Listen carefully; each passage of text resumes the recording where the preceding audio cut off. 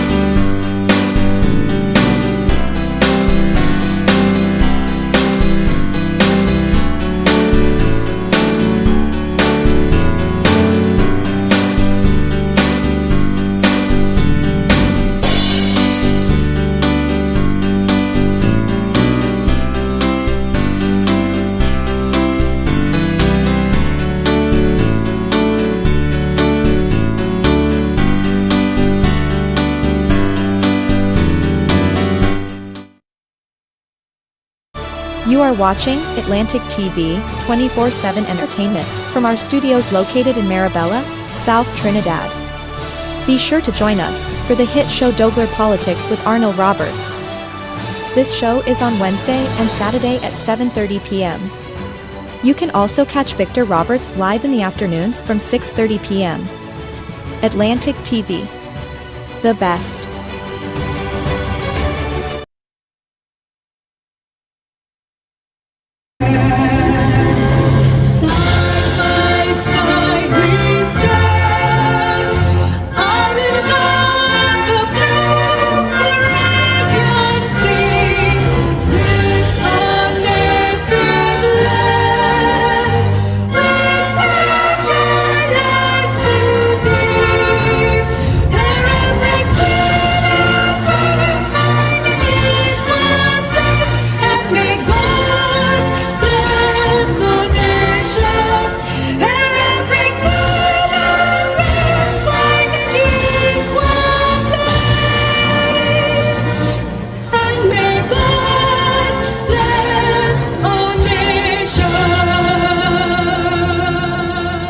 Please remain standing for the prayer by Alderman Philip Gonzalez.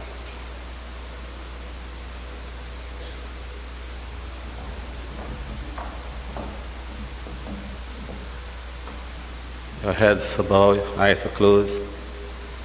Our gracious and eternal Father in heaven, we are truly thankful today, Lord, for bringing us here in this place. We ask thy blessing upon every person that are here this evening. We ask thy blessing upon the chairperson and all members who will be taking part in this program. As we discuss the issues, Lord, affecting us, we ask some way, somehow, we will find some form of solution whereby we can continue to live a comfortable life. Lead us, O Lord, into this meeting. Grant us your mercy and help us as we press together for one common purpose. You will direct us, we pray, in your name. Amen. Thank you. Please have your seats. Chairman of the Princestown Regional Corporation, Councillor Gori Rupnarain. Chairman of the Mayaro Rio Claro Corporation, Alderman Raymond Cozier. Councillors and aldermen of Princestown and Mayaro Corporations.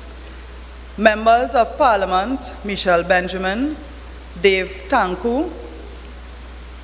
Distinguished ladies and gentlemen, good evening and welcome to the UNC's Pre Budget Consultation. This is a forum set up for the voice of the people to be heard. The consultations is an initiative of the Leader of Opposition and Leader of the United National Congress, the Honorable Kamala Persad-Bissessar, who designed these consultations to go into communities and hear from stakeholders who represent business organizations, farmers, taxi drivers associations, parent teachers associations, youth and sporting organizations, and other stakeholder groups to speak about what they would like to see in the budget. These consultations have been very valuable in providing research to the UNC and to our MPs. This series is spearheaded by the Research Officer of the United National Congress, MP for Barataria San Juan, Saddam Hussein. The Leader of Opposition today has a secretariat present to document the contributions that will be made. These contributions today, as well as those in the past and previous years, will make their way into the response to the budget in Parliament by the Leader of Opposition as well as opposition members of Parliament. Your feedback is very valuable, as are your proposed solutions. There are persons who may wish to make a contribution today, but because of time constraints, we welcome you to make written submissions as well. If you feel a little shy and too shy to come to the microphone, I also encourage you to make a written submission so that we can include it in the report on these consultations.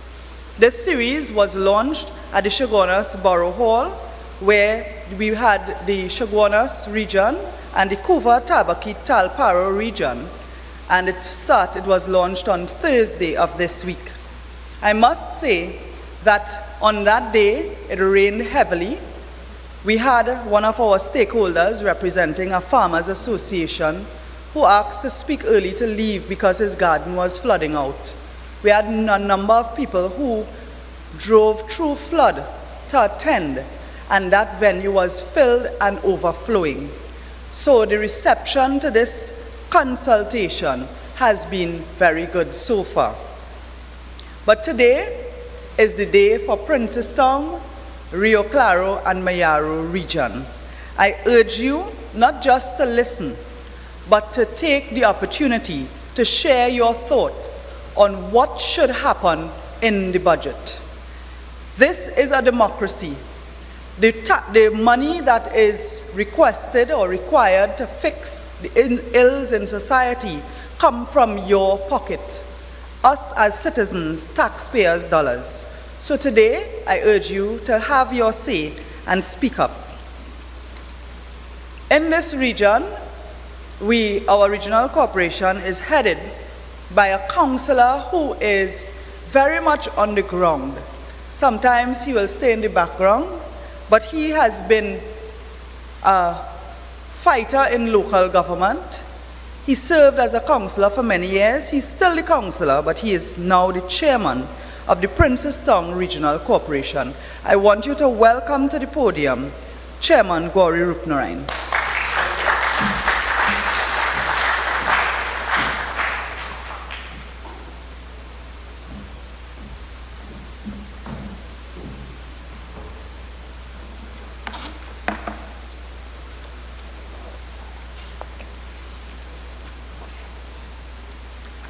Thank you, MP Khadija Amin and Shadow Minister of Local Government and Rural Development.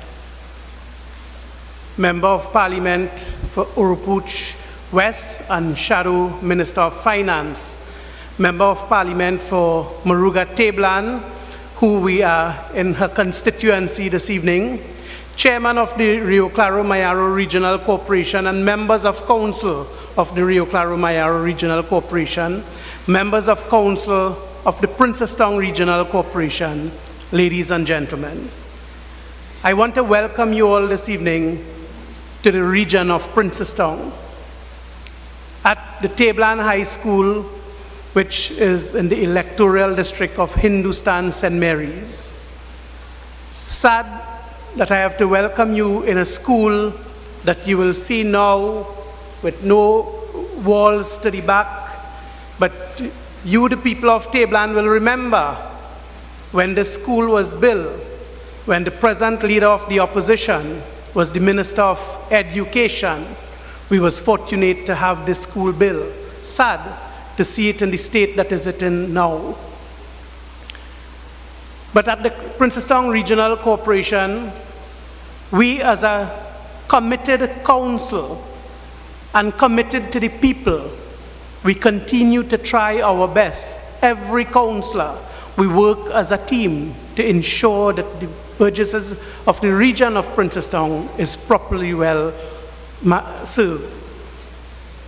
But I have this opportunity this evening, knowing that the budget will be read in the Parliament very soon. And when the Minister of Finance read the last budget, the oil price in this country, they used that and say that things were very difficult because it was around $60-something a barrel that they made their budget. We are fortunate this time around that our oil price in this country is sometimes over $100. The gas price is triple ever that we ever see in this country. I want to urge the Minister of Finance, when he is releasing money, please, to the Princestown Regional Corporation, you cannot release $4 million that we had been receiving for the last 6 years under this government, under development. How could we work with $4 million in a region like Princestown? We have at this time over 30 landslips only in the roads that is under the regional corporation. You will hear more within the region on roads that is Ministry of Works. I am calling on the Minister of Finance, I am pleading with the Minister of Finance to locate to the Princestown Regional Corporation $30 million only to repair landslips in this corporation. So when they're putting money in various heads, I had already made my financial officer request that heading where, while they will have for roads and bridges, we made a new request on a new heading for landslip repairs, and we are asking for $30 million. Please, Minister of Finance, give that to the Princestown Regional Corporation so we can afford to do the work that the burgesses of the country expect us to do. A next thing, since the closure of Caroni 1975 Limited, the region of Princestown is one of the regions that have the most roads that was under Caroni 1975 Limited. I am asking for extra funding to assist the Caroni roads that is now have to be assisted by the Princestown Regional Corporation. With no other funding, we have to use the same funding that we have at the corporation to assist these farmers in these roads. So I am asking for extra funding because the Ministry of Agriculture have done nothing in the region of Princestown, and the farmers are coming to the Princestown Regional Corporation for assistance. So I am asking for funding in that as well. Also, I am hearing the Minister of Local Government and Rural Development is speaking about setting up a special purpose company to repair secondary roads within the country. We are asking at the Princestown Regional Corporation, there is no need to set up a special purpose company, because if your government is speaking about local government reform and you're setting up a special purpose company, then somewhere you are fooling the people of this country. That money that you are going to use to set up a special purpose company, give it to the region of Princestown. Let the workers of this region do the work. We have capable workers to do the work. Give the funding to the corporation and let the corporation do their work, and then we could show our performances, because without funding, absolutely nothing cannot be done. This evening, I want to take the opportunity to really commend the Leader of Opposition for sending her members of parliament to the different regional corporation, because we have never heard from the Minister of Finance come into the corporation to find out from corporations what they think should be the input into the budget. So the Leader of the Opposition must be commended this evening for understanding that local government is for the grassroots people at the lowest level. And when we have someone looking out for the people at the lowest level, I think then we still could say we have hope in this country. Our hope will continue to be until we see progress in our country. With that, I thank you all very much. Thank you.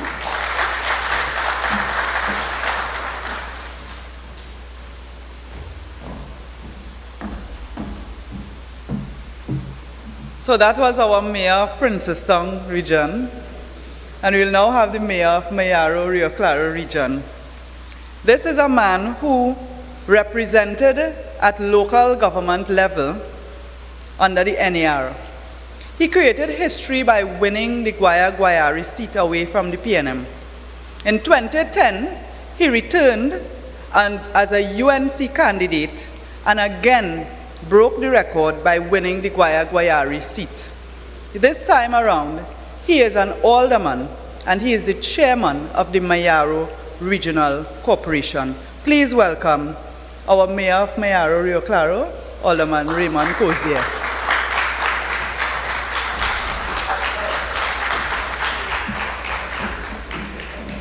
Thank you very much, MP Khadija Amin, for that warm introduction.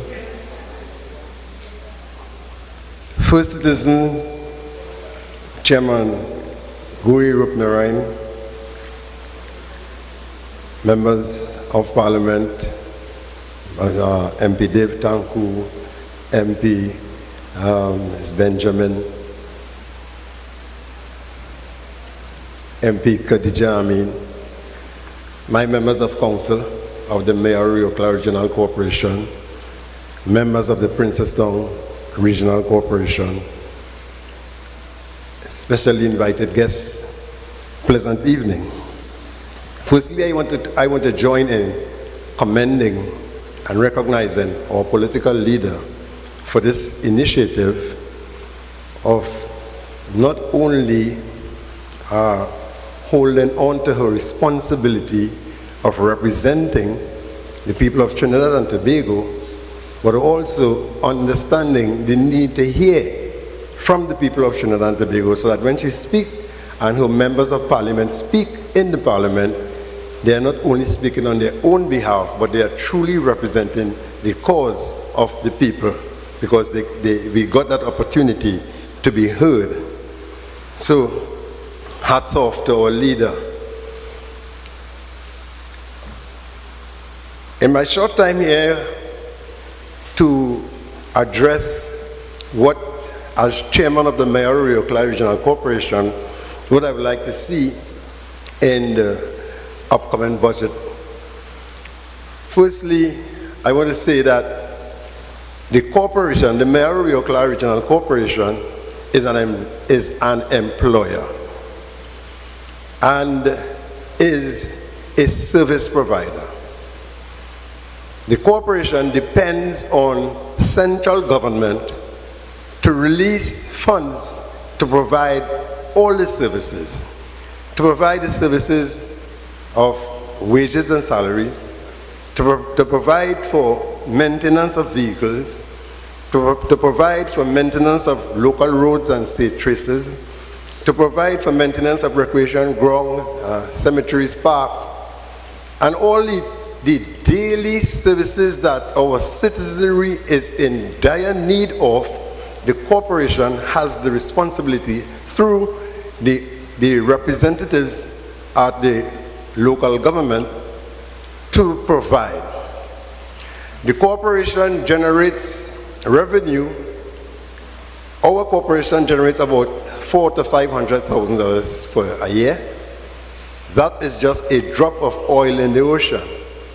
The corporation needs millions of dollars to operate fleet of vehicles, to maintain all the recreation ground, to maintain all the road. In Mayaro Rio Claro, we have over 100 landslips. We have endless grounds. We have pavilions without roof. We have all these situations need finances. And it is the responsibility of central government to provide the releases and to provide it on time.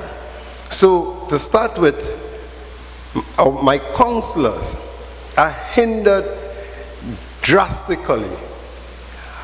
Our councillors want to get people employed. Our councillors want to provide for our people. They want to get the roads fixed. They want to repair landslips. They want to have the grounds cut on time. But it is extremely difficult to do when central government does not provide the releases for councillors to represent you in the way that they should. So it is of extreme importance that for the benefit not of the councillors, but for the benefit of the people in the different regions, it is important for central government to provide releases. So our economy is of great importance. The activity of our committee, of our economy, it is extremely important that the government are able to generate and keep the economy active, to keep the economy growing, so that we are able to do these things. Now, our councillors not only focus on what services the corporation provide, because all the other services impact on the councillors, because our councillors is also concerned of all the other challenges that people face. People roof blow away, then some people they just cannot fix their roof. People need grants, people can buy books, people are people are unemployed. So the other services from social welfare, from community development, these are areas that self-help would tell you that for the year, government didn't give them any money. How could they really offer assistance to our people who are in desperate need? There are people whose roof has been blown off since last December, and today the roof still can't be repaired. So we really need this government, and this is not an attack. This is just sharing the facts that is confronting and facing our people on a daily basis. And this is not about UNC people. This is about the people of Trinidad and Tobago. We are all under serious constraint and restriction for the daily living for our life to improve. So I also want to recognize the sporting situation in our communities. I also want to recognize, I have a concern with the amount of suicide that is taking place with our young people, mental health. You know, we need the government to pay attention to the people. And it's not about not having money. My dad always used to say, it's not how much money you make, but it's what you do with the money you make. The government, money is provided to the government, but it's where they are prioritizing their monies to be spent. So we are saying, put the money in the right places for our people of Trinidad and Tobago to live a happy life. Thank you very much.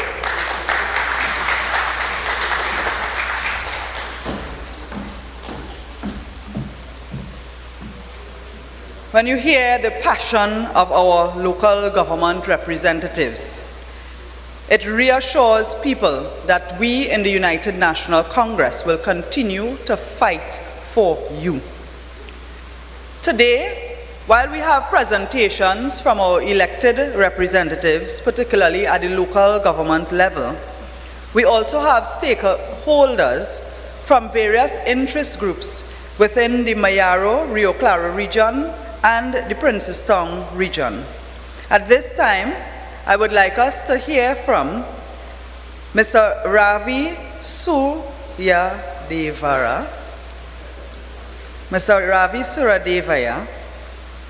who is a representative of the Princestown business community, to share his thoughts and make suggestions at this time. Please welcome him to the podium.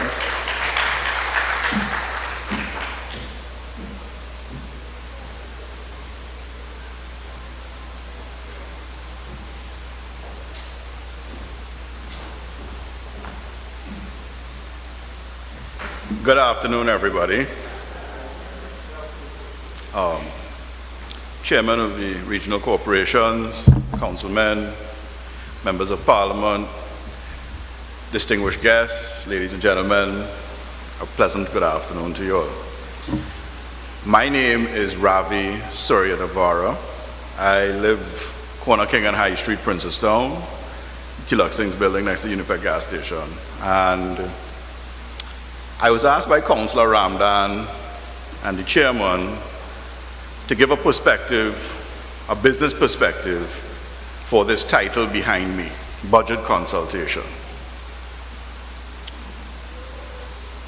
I don't know about you, but every time I hear budget, I get turned off. It's too long, it can't hold my attention, and after the budget finish, I still feel that I'm in the fight by myself, that whatever was said on that day really don't affect me. So I don't know how many of you feel like that. So many years ago, I stopped feeling like that and I started to do something about it. Father always told me, when you don't know something, you have to find out. So I said, to be respectful, so many people are engaged in this, let me start finding out. Start doing some research. Do you all know why we do the budget the way we do? Do you know why August 31st, 1962, our Independence Day, this year will be our 60th birthday, right? Why is that important for budget? Why is our Republic Day, which we celebrate 24th of September, important for budget? Why am I talking about public holidays when I'm supposed to be talking about specific things to make our life better? Before we could improve this, we have to understand how this operates. August 31st, 1962, we became an independent nation. And in 1962, August 31st, was the first constitution of Trinidad and Tobago. The governor became the Governor General, the Premier, Dr. Eric Williams, became the Prime Minister. Our flag was established, our emblems, our presence, and we were born as a country. Self-determination. By 1964, we had a central bank through an act of parliament. But we had a parliament functioning even before 62, you know. It's just that the Queen was the titular head and we didn't have control. So 1962 was a step in the journey. On that day, the 1962 Constitution of Trinidad and Tobago was established. It laid forth the Governor General's office, the Prime Minister, the Judicature, and in Section 7, it established the rules for finance, what we call budget today. It said two things: that public expenditure for monies collected has to be accounted through a variation bill in Parliament. This is 1962, which means that elected officials have to come back in Parliament and give some idea of revenue and expenditure, the public account for the money. The second thing it said, it formed the Auditor General's office. It is very important to note those two things. Between 1962 and 1976, what happened? If you'll just excuse me, I want to check my notes here. I scribbled some things this morning in preparation for this, and I'm getting of that age, I don't remember that well. By August 1st, 1976, we became a republic. What does that mean? We are a Republican Parliament. It has a very specific meaning. We changed our Constitution to reflect our Republican Parliament on August 1st, 1976. So every time Republic Day come around, it's nice to have a public holiday. In my younger days, I used to like going out, Lyman and all of that. I don't do that anymore. I like to stay home more now, especially after the pandemic. But that day is important because the Constitution changed again. The Constitution we enjoy now, the Republican Constitution, was birthed in 1976, August 1st. So every year the 24th of September come around, just remember that. In that Constitution, it laid out the rules of how the government will treat with us as citizens. It is the agreement of how we will manage ourselves. And in that, you have your President, Prime Minister, Attorney General, various offices. In Section 112 to 119, guess what it identifies? Finance. How we raise money as a country, how we spend money, and what's the process. So this whole thing about budget day and budget consultation, there's no guesswork in this. Every 12 months, the government must come back and present an appropriation bill in Parliament for debate. It must indicate estimates of revenue and expenditure. If one is not ready before the conclusion of that term of Parliament, they have leeway in the Constitution to extend for 30 days, but no more. So that explains the framework by which they have to present this thing to you. When Eric Williams in 1962 gave his inaugural address, I'm quoting a line from that speech because I think it's relevant. Democracy finally rests on a higher power than Parliament. Remember, Parliament existed before 62. He's saying democracy finally rests on a higher power than Parliament. You know what that power is? It rests on an informed and cultivated and alert public opinion. If you all have heard me in my prior engagements and responsibilities for some years ago, I believe in public advocacy. I believe you need to understand why what is being said, so that you can determine for yourself if that is in your benefit. It is simply not sufficient to tell you the end result. We have to tell you the why and the build-up. I believe in that because a gentleman called Lloyd Best always told me, to shape your future, you must know your past. You don't have to live in your past, but you have to know your past. If you don't know and respect your past, you're not paying homage to crafting your future. Your future is worth your attention. That is obvious. Your future is bright. You should be hopeful. But every time I hear budget day, I want to fall asleep. And that is how the money will spend. So why is budget important? All right, let's jump into it, right? Money is not the means of all things, but money is important. It's the form of currency that we trade with. It's the way we commercially transact, and it is a basis of value for the services we provide or the goods we provide. It is a standard means of transaction. So why do I fall asleep when I hear budget? I used to be very involved in budget recitals for other institutions, but now it doesn't attract that interest in me, but that is for a younger generation's fight. Why do you think? Because I finally understood how the process works. So now that you understand it's enshrined in the Constitution that no person in Parliament or political party can change that without changing the Constitution, and to know that they have to give proper account, you now start there.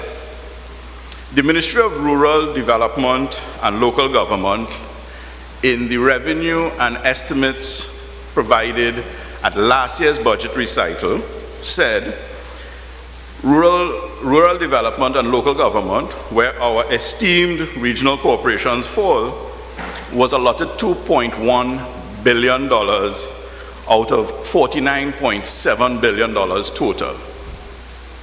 I want you all to focus on this before we get into who have, who don't have, what went up, what went down, because there are plenty spin doctors.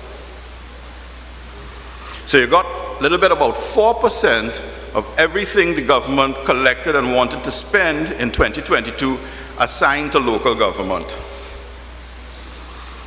Just to give you a frame of reference, in that same budget, to deal with debt payments, both interest, capital payments, and sinking funds, debt, that's what we borrowed that we had to pay back, the figure estimated was $9.99 billion, almost 21% of everything we collected.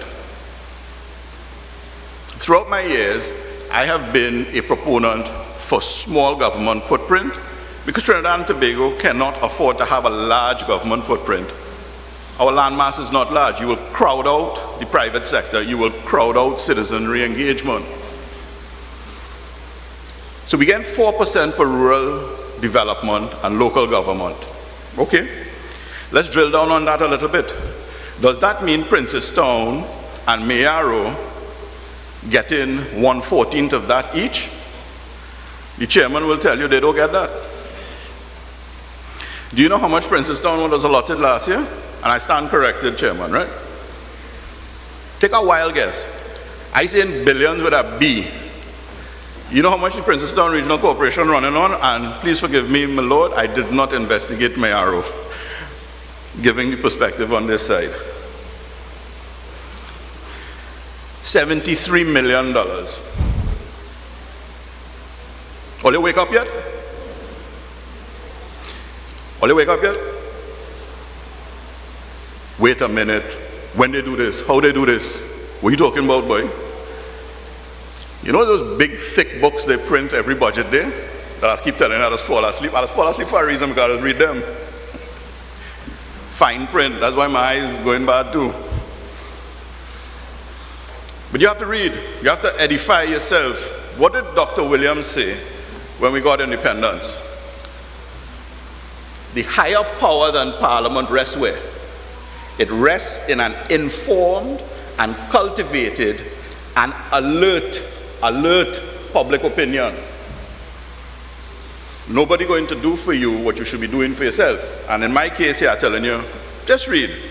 So the first shock is this gentleman and his council is supposed to run Princestown and environs, his municipal police, his cemeteries, parks, paved roads, with $73 million. But you know it's even worse than that. Let's drill down one more. His personnel expenditure, he has to pay his staff, corporation workers. That bill alone is $53 million every year. So what are you left with? For goods and services is the balance, right? About $21 million. Right, Mr. Gowrie? If you don't pay current bill, guess what? Darkness. If you don't pay phone bill, darkness.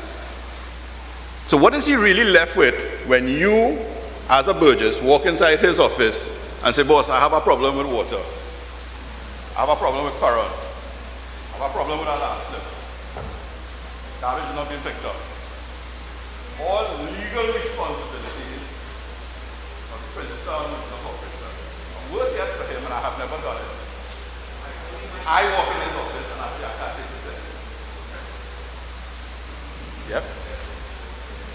Worse yet, I walk in his office now and I say, Mr. Chairman, what are you really doing? Why am I telling you this?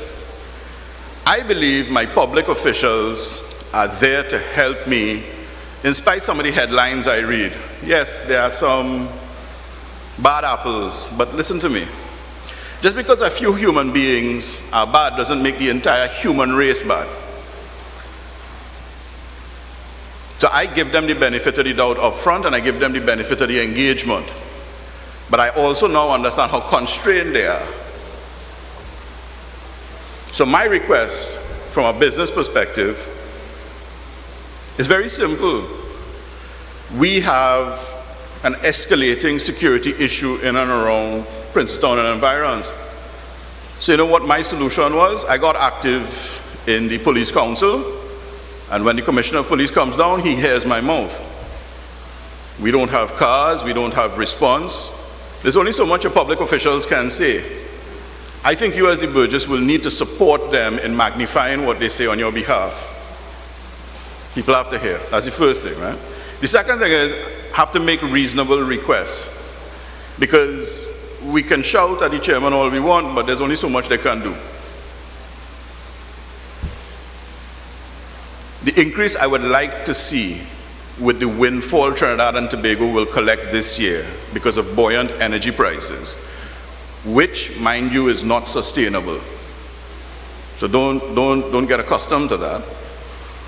I would like to see the government retire some of their past bills, and I would like to see the government focus on the Ministry of Rural Development and Local Government with a specific intent of increasing the subvention. And I say subvention, it's a transfer and subsidy that comes from there to the various regional corporations. Port of Spain gets somewhere in the vicinity of $220-something million to run the capital of the country. And I'm sure the mayor of Port of Spain will tell you it's not enough. No chairman of any regional corporation will tell you they get enough. So, in the first step, the request I'm making is one on security. I am not asking for the Ministry of National Security to get more money. I'm not asking for that. I am asking for the specific increase to the regional corporations for the request of municipal policing and safety. Because without safety, people are going to leave. Secondly, the same increase in the Ministry of Rural Government, Rural Development and Local Government is for sanitation and health. This should be obvious. We have more people living in the same areas. You see the houses going up, you see the development. You can't have the same functional budget amount coming across every year. You're building housing developments in Princestown. You're adding 400 to 1,400 new families. And your subvention to the regional corporation is like a flat line. It's like the heart monitor for a dead man. How are you going to do that? Development, and I take the chairman of Miaro's comment, is not how much you make, you know. You have to spend it with some sense. And where am I saying all of this from?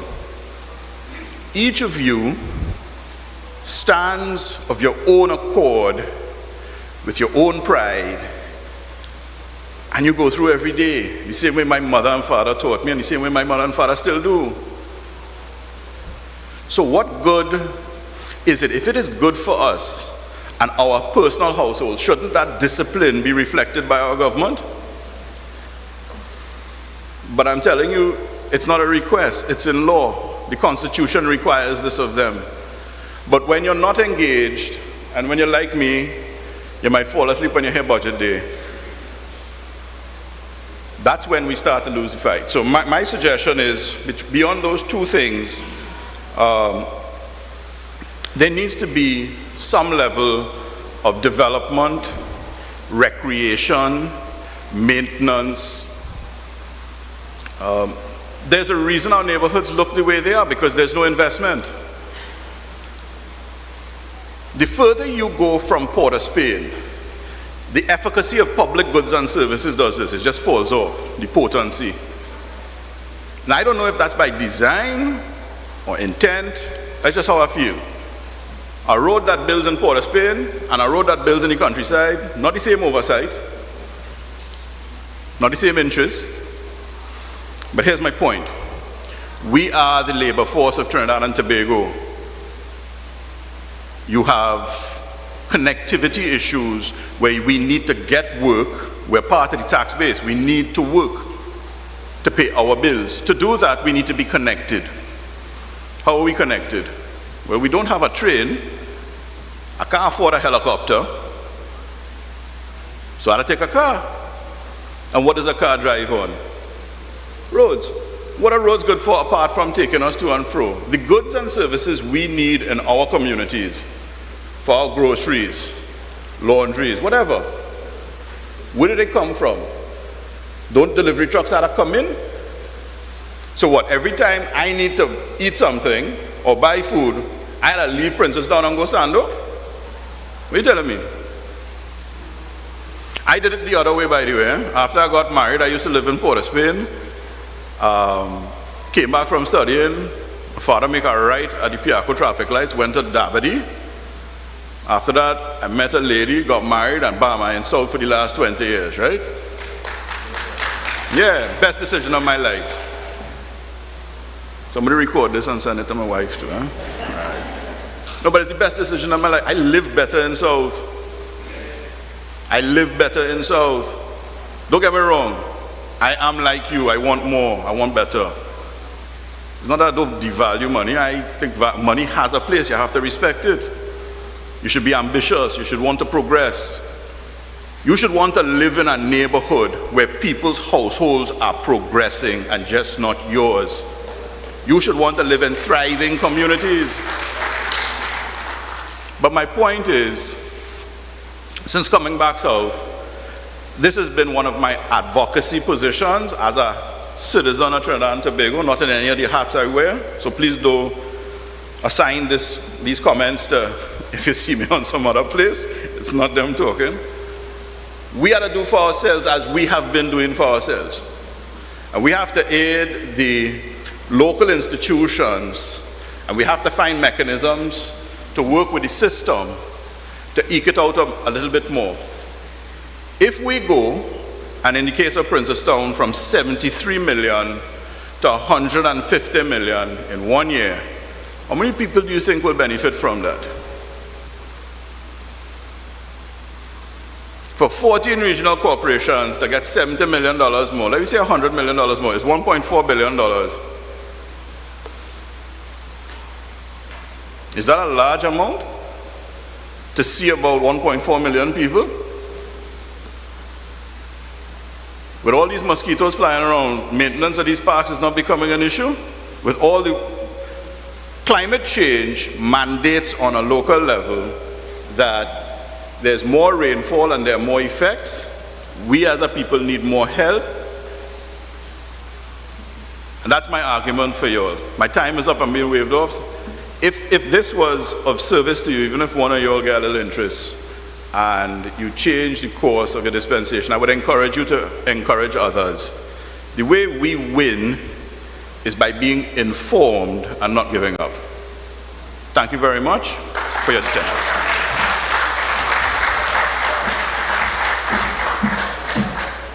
Thank you very much to the business representative of the Princestown community for that overall view and for reminding us to not give up and to keep hope alive. At this time, I bring to you another elected representative. This time we have a councillor in the Princestown region who has been a stalwart, who has been a servant of the community for many, many years. Councillor for St. Julian, Princestown, Mr. Lakshmi Narayan Ramdan. Councillor, also known as Councillor Nello.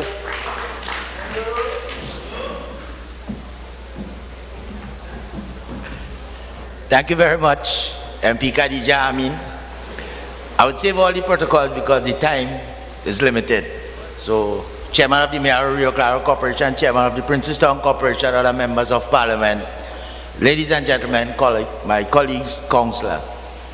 A pleasant good evening and welcome to Tableland. MP Michelle Benjamin. Michelle right in front, man, I see Shana. Rafi blocking Michelle there. Anyway, we had some wonderful contribution earlier on, but I just want to touch on two quick points this evening. In a couple days, we would be celebrating 60 years of independence as indicated by Ravi. And I want to use one line from our national anthem. Here, every creed and race finds an equal place. And I want to ask you, the people, are we enjoying an equal place in Princestown and environs? If the answer is yes, I tell you happy independence. And if the answer is no, we need to ask why.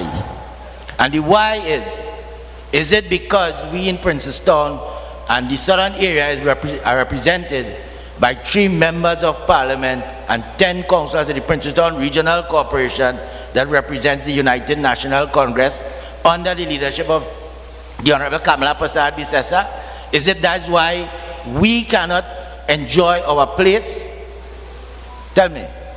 And we can move on from that. And I say that to you against the background. Ravi spoke a little bit. Right here in Tableland, Chairman mentioned it, in the back right there, one of the biggest drilling operation is taking place. Right here, Touchstone Industry. Right in Tableland here. Look at the roads to get to Tableland. We can't get there. And I say that to you, Chairman had mentioned something earlier on. And I want to tell you, while you were here, how much allocation we get $4 million for roads and bridges and so on. I want to tell you, the main roads that lead or passes through Princestown falls under the jurisdiction of the Ministry of Works and Transport. Under the Ministry of Works and Transport. So all of the major landslides and so on that we have and the impassable roads, they belong to the Ministry of Works and Transport. We have here, and I'll call some roads here, Napa River Miaro Road, St. Cross Road, Hindustan Road, Moruga Road, Bonitento Road, Ghat Road, St. Julian Road, and why I call St. Julian Road. Today marks 1 month and 7 days since St. Julian Road cut off and divide that community into 2 villages.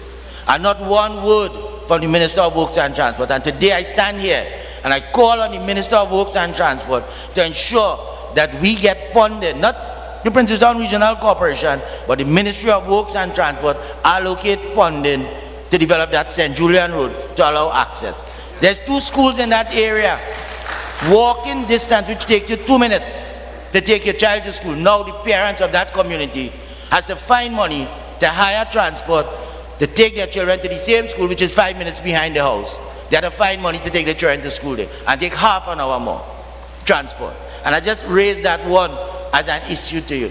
The government tell you we don't have no money, but for those of us passing through Princestown, we see a big housing development taking place in Glenroy. The government find money to do that in Princestown because it benefits them politically. Those houses they see developed on that site, that is for the former Petrotrin workers. They promised the former Petrotrin workers that. And they come here to build that for you. But the road to get to them house, it has no road. So when they get them people the land, they can't get to the house. They can't get to the land because there's no road. If you look at the road, they don't even have a house built there yet, and the place flooding. Serious flood on that road, you can't pass it. So that's just what.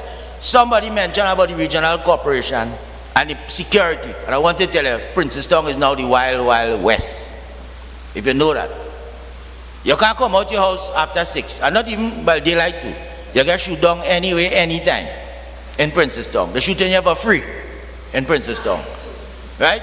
And I want to tell you, in 2015, there was a man called Kazim Hussein, the Honorable Kazim Hussein, former Minister of Local Government and Rural Development. He had promised this country that every municipal corporation would receive 100 police officers. I want to tell you today, 7 years later, and 2 ministers, you know how much police we have in Princestown? 30 after 7 years. And I guarantee sure no corporation have 100 police officers. And every year, monies has been allocated in the budget, and you would hear the Minister of Finance, 100 police officers at the corporation, 100 police officers here. We have 30 police officers. As Ravi would have mentioned, the Princestown Station Council repairs the vehicle for the Princestown Police Station. You know what they do with that? They take the vehicle from Princestown Police Station and send it to St. Margaret. And crime here in Princestown going out of hand. I don't know if they undermine the commissioner because he's from Princestown and making sure Princestown look bad with crime. But I want to tell you, another thing I want to tell you, nobody can get a certificate of character in this country for the last 2 months. Nobody. And you know why? And I want to ask the question here. Is it that the government is not paying the service provider to provide that piece of equipment to process your fingerprints? I just asking the question. I want to say I hear that, but I just asking the question. Or is it a deliberate attempt not to run it? But I want to tell you, and I want to believe, they're owing the people money, the service provider, so they shut down the business. They shut down the business. And who's suffering here now? Your children have to go to university, you can't get a fingerprint, you can't get a certificate of character, you want a job, you can't get it. And all that. I ain't bashing up the police, but I'm just telling you. That is how it is. And we in Princeton are now calling on the Minister of Rural Development and Local Government to ensure that in this budget and the coming years here, we receive the 100 police officers so that we could now protect the citizens of Princeton and environs. So my brothers and sisters, I could talk on and tell you all kind of things here tonight and bash up the government and beat them out on all kind of things that they never did. But I want to allow for other people to be here, for other people to be heard and you know, to share your voices and concerns. But we in Princeton are calling on the Minister of Works and Transport to ensure that the Minister of Finance releases money and allocate money for all of the landslips along the Naparima Road, the St. Julian Road, the Moruga Road. I'm sorry for Michelle. I'm sorry for Michelle. All Michelle money is going phone bill. Because every day Michelle has to put up something. Landslip here, landslip there, landslip all over. And I want to tell you, coming next week, there's going to be some serious protest action taking place in Princeton for these landslips. And I say that without any apology. 2 nights ago, I had a cottage meeting and I tell the police, you can't lock me up. Because I had no road to block. The road gone already. So we're blocking the road, you can't lock me up. And we protested. And I'm doing that because I want to ensure that the people of St. Julian enjoy the lines of the national anthem that was used twice. Here, every creed and race finds an equal place. And I say that one more thing. A landslip developed on the North Coast Road, and within 24 hours, the Minister of Works and Transport mobilized all of the resources, restore that road, and up to normal, it's running again. They paved road over road in San Fernando West. They paved from Coffee Street to Cipero Street, Good Baba Green. They paved that. No problem, and they're paving that. We can get 2 pothole patch in Princeton. The Ministry of Works and Transport in Victoria East doesn't even have a vehicle to operate. They come to the corporation. Every day they're asking, Chairman, lend me a truck. Chairman, lend me a backhoe. We are asking the Minister of Works and Transport to allocate resources to Victoria East Ministry of Works and Transport so that the people of Princestown could enjoy Trinidad and Tobago and enjoy the rightful place that they so deserve as is enshrined in the national anthem of Trinidad and Tobago. Thank you very much. God bless.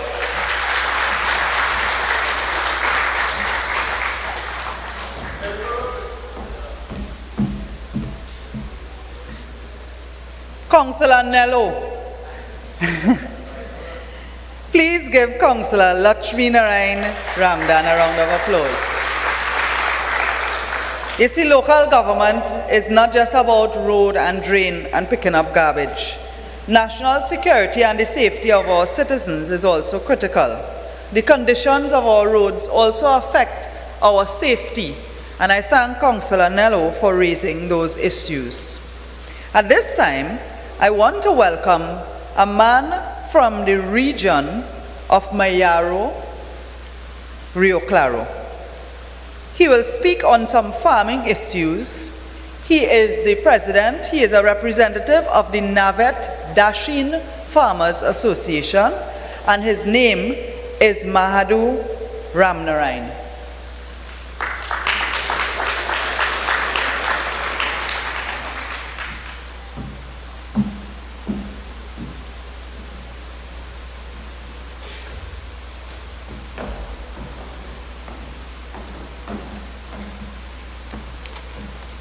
Good afternoon, ladies and gentlemen. I'm here to represent the farmers of my area. I was selected on this podium by our esteemed MP, Mr. Rushton Parry, hardworking MP. Some of the problems and needs of the farmers of Rio Claro: access road and maintenance of access road. Minor things like allocating a boundary, minor water courses, timely road development program, and monitoring and engineering of road development. These are very small and minor issues plaguing the access road to agriculture and farming in my community. Sometimes I wonder how close our ministry is collaborating. We had a situation with the extension of a road. I will not call the name of the road. And I spoke with the minister, former minister, and he would tell me that that road was not surveyed. So I said, Minister, how the road wasn't surveyed?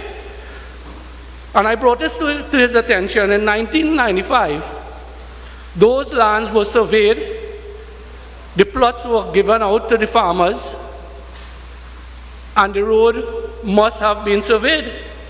So he tell me that, well, there is a private owner here, and the road is passing in his own, and he don't want to make the road and develop the road. So I said, well, okay, you want to have a meeting with the owner of the property? He says, no, let him write it. So I took the opportunity and I wrote him the letter, and the owner said, well, he has no problem with the road being developed. If the road was surveyed, there is a survey plan. I wonder if Lands and Survey do have a cadastral sheet for that property of that road survey. I don't know, I'm asking questions. It took 7 years before we get that road finished. Over 100 farmers were suffering. Would you all believe in this audience here that farmers are still using bull and sleigh? Anyone know what's a bull and a sleigh? You hear about sleigh for Santa Claus. Sleigh to put their dashin and green fig and yam and arrows to bring it to the road where a vehicle can take it up. In this age and time. And we want to preach agriculture. Huh? Subsidies and incentive program. Well, boy, I wish some of the farmers who are here could say what I'm going to say. Do you know there is 2 allocations for subsidies for the year? In the mid-year budget, just before the mid-year budget review in April, and in September, just before the national budget. How? Tell me how farmers are going to survive. How? You know what a farmer told me today? He said, Mr. Ramline, you know what I did? And how I operate my farm? I said, well, tell me.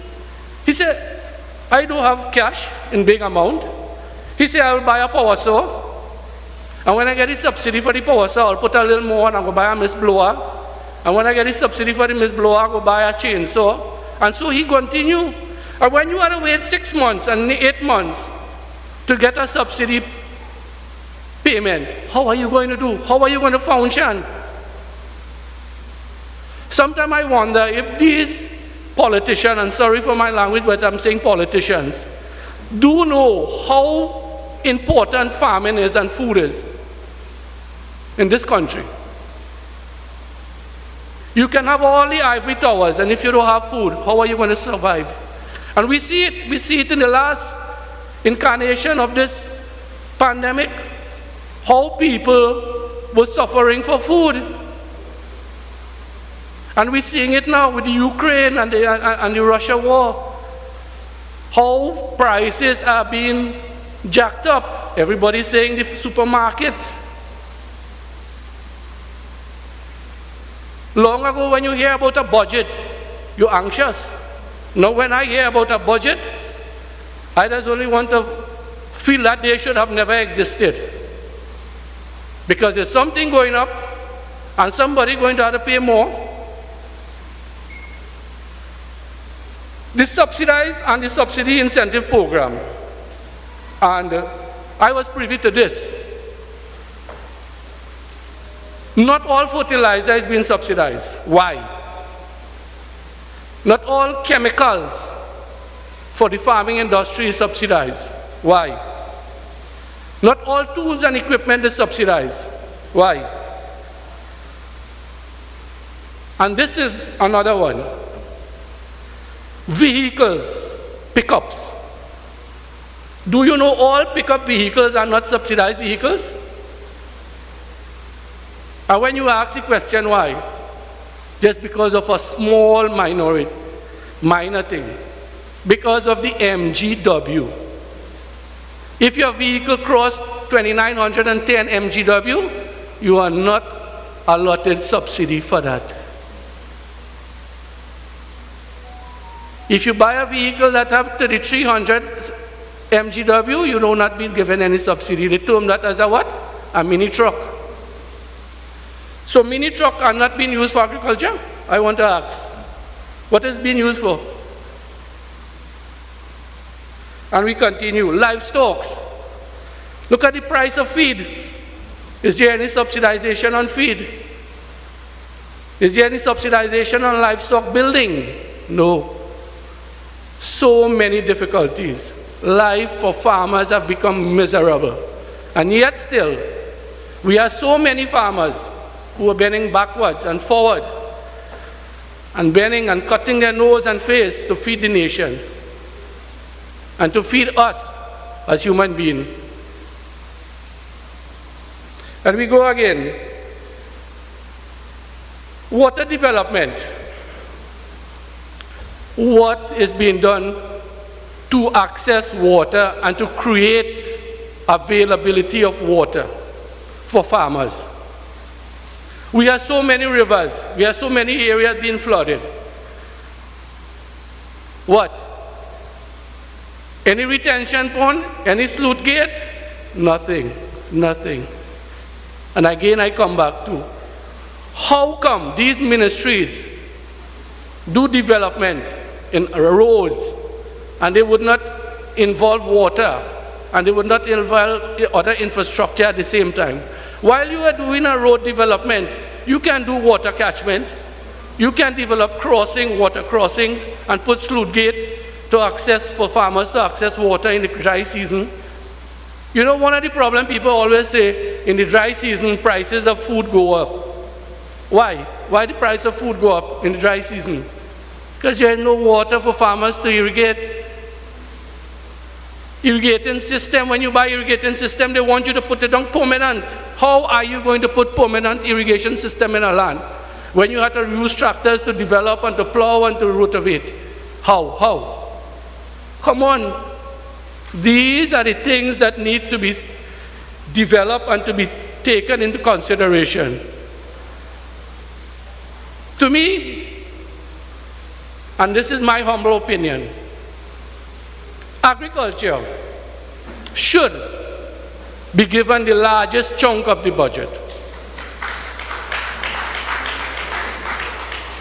Agriculture can provide GDP to the country. How about the import and the export? How about the exporting of our goods? I travel to parts of the world, and when you go to Canada and you go to a West Indian store and you see a bundle of dashing bush, you know it's from Rio Claro, because it had a cashew stem in it, the leaf with a tie to it. You feel proud. We have problem with technical institution in Trinidad and Tobago, where you provide, and you know, I was privy to this again. I provided,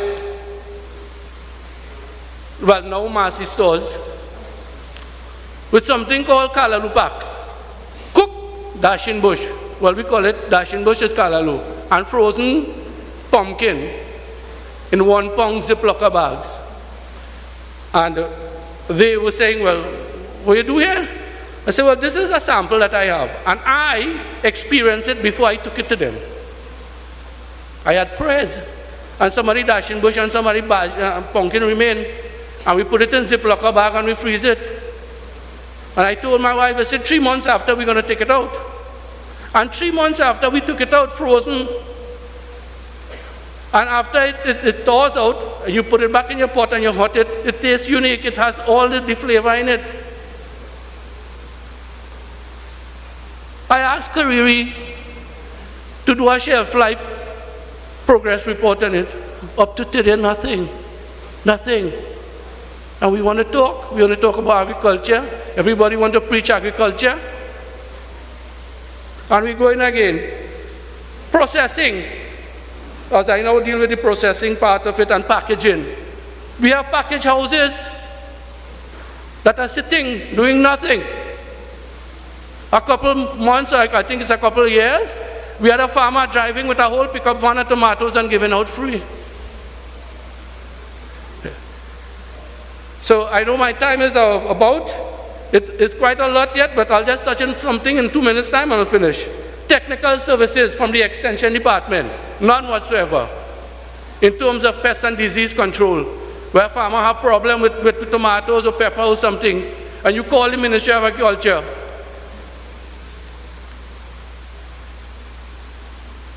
Pre-deal larceny, well, boy, that's the biggest one. How much pre-deal larceny station we have in this country? 2, one in Carsonfield and one in Princeton. And what vehicle they have? God knows it. The corporation might be able to say how much pre-deal larceny vehicle they have in Princeton and Craignish. Yeah, you see? And they have one in Central. By the time you call them, the fellow who thief the fig, he don't sell it already. He make about 10 hand already and reach in a pot. Things like a farmer's ID. You go to process your farmer's ID, 8 and 9 weeks, while a farmer buying equipment and cannot even apply for his subsidies. So ladies and gentlemen, this is my contribution this afternoon on agriculture. I want to plead to the government of Trinidad and Tobago, please give agriculture the biggest chunk of the budget. We need to feed not only Trinidad and Tobago, but the nation at large. And I know, I see Ms. Benjamin, she come from a very big agriculture department, Mr. Rustan Pare, and the Princeton region here. So please, I'm very happy to be a presenter this afternoon, and do hope that you all have a safe journey to your destination. Thank you.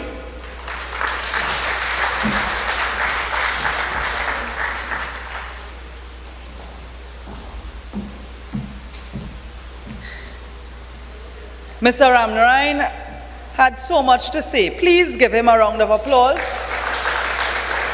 And I want to ask people like Mr. Ramnarayan, who, because of limited time today, may not be able to say all that they would like to say, to leave their written contributions with the Secretariat at the table on the side of the stage.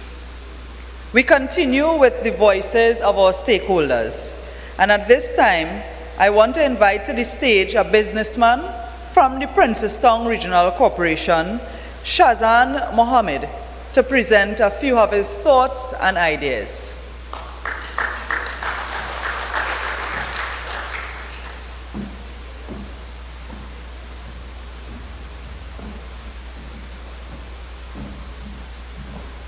Thank you very much, Chairperson Khadija Amin.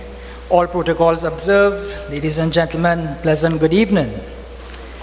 As I stand here today, I can safely say that nothing has changed in Naparima since this administration has been in office.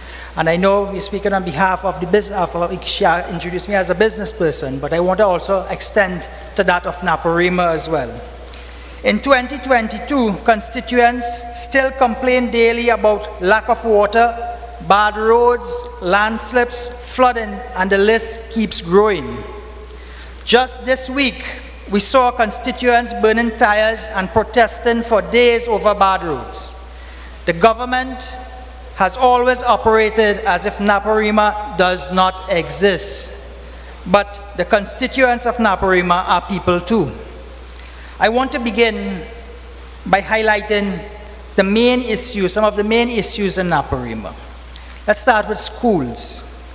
We are still waiting on the completion of the Reform Hindu or a new Barakpur Astra Primary promised by the Minister of Education. We are also waiting on the Ben Lomond ECC and Reform ECC to open. And what is keeping this back? Earlier on this year, our MP Rodney Charles and his team had to go into one of these schools and with cutlasses to clean the vines and the overgrown bushes that was there. Why do we have to go into schools to do these things? What is the government doing for us at this point in time? Roads, let's talk a little bit about roads. Coriel Road, the Reform Factory Road, GP Road, Kanhai Road North, Ghat Road, Papuri Road, Realize Road, Sipero Road, Naparima Mayaro, and so many more. I don't have enough time to list all these roads here this evening. But these roads are terrible. As we drive through the roads, we drove to come from Princestown, we drove to come from Mayaro to Tableland, and we could attest to all the bad roads that we have. What is happening with the roads in Trinidad?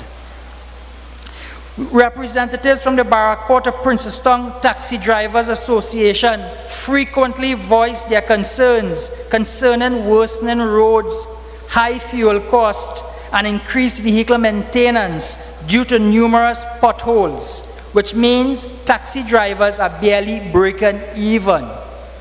Come on, we must feel it for our taxi drivers. They are on the road 8-10 hours a day.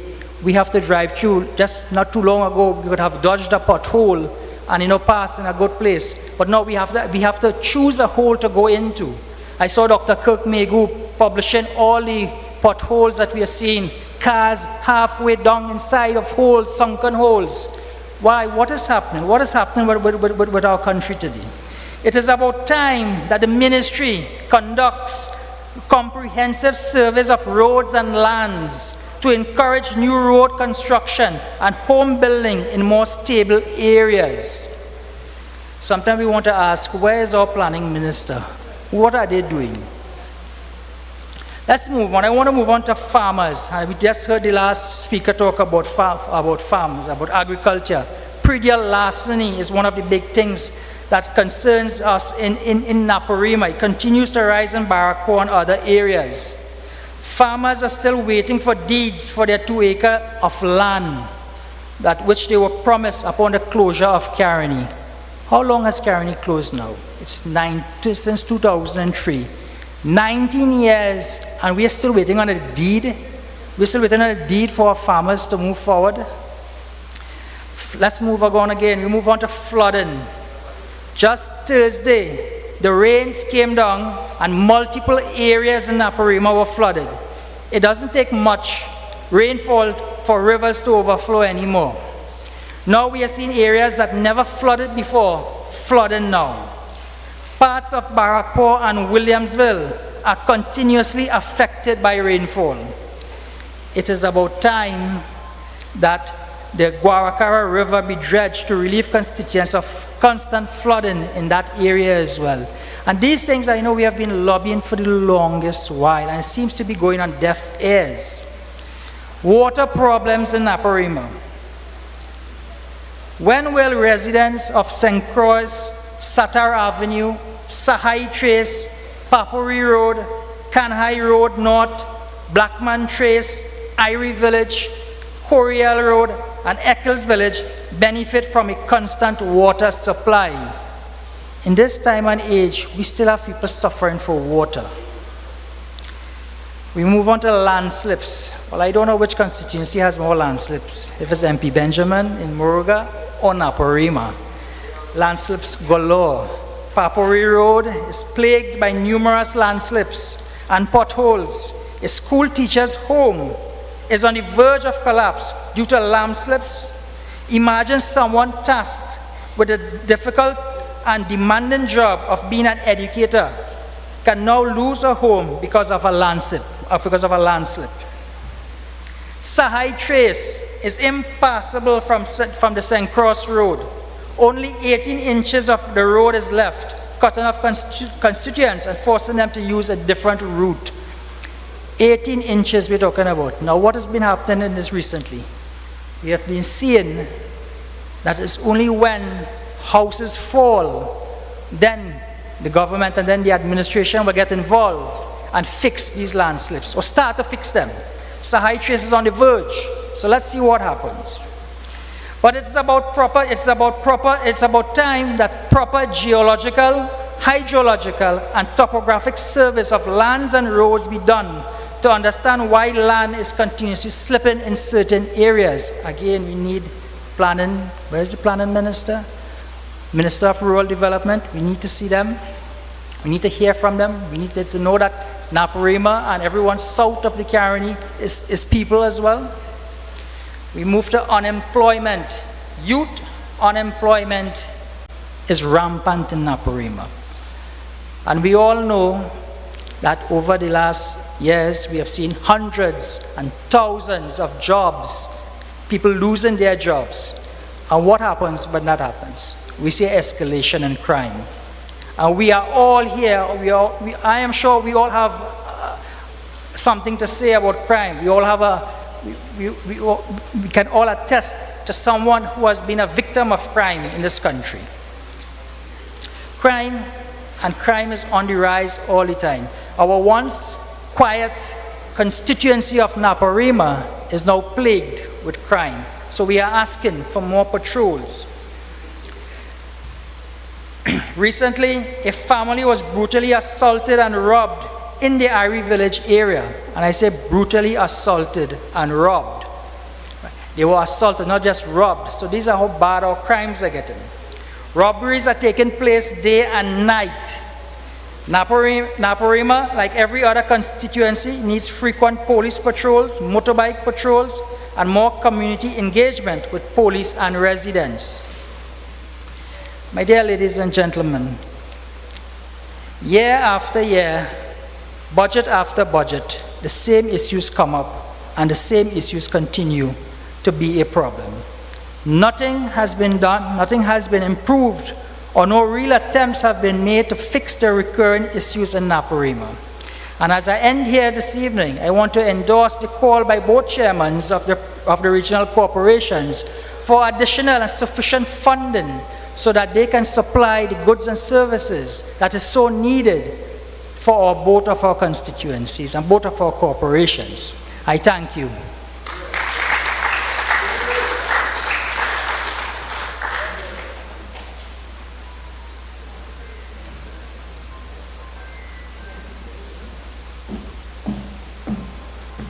Thank you very much, Mr. Shazan Mohammed. Give him a round of applause.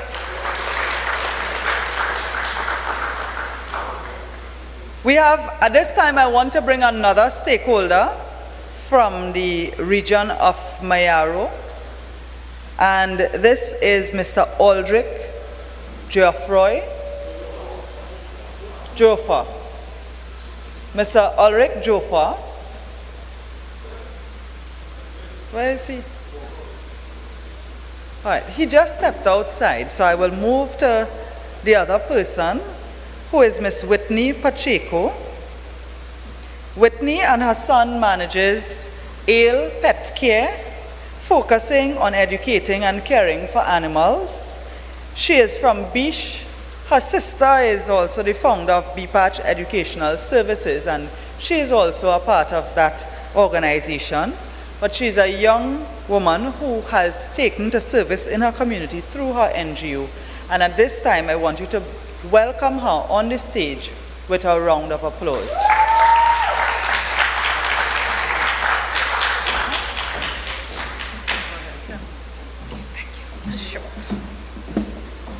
Thank you very much, Ms. Khadija Amin.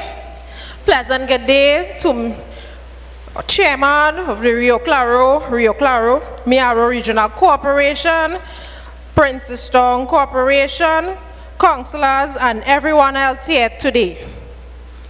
I am from the district of Bish Charoma with our beloved councillor, Ms. Charlene Muna, whom I know have been working very hard to fulfill the basic needs that's required to survive in our community. With the future of education circulating around the use of technology, my question today is, will the future of our rural community be considered in the budget?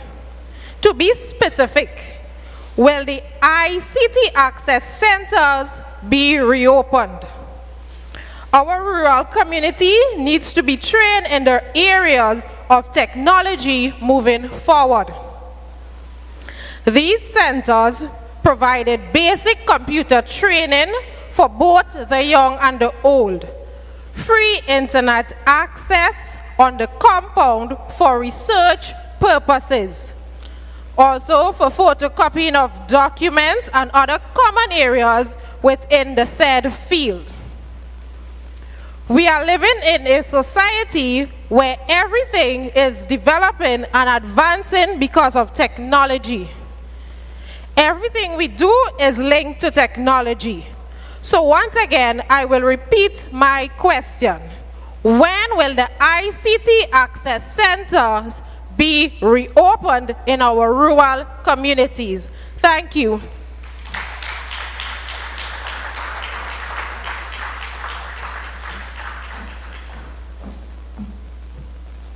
Thank you very much, Whitney. And Mr. Joffa is back. So at this time, I want us to welcome a community activist to speak on the state of the country. He is from Rio Claro North. Come, Mr. Ulrich Joffa of the Mayaro Rio Claro region. Give him a round of applause.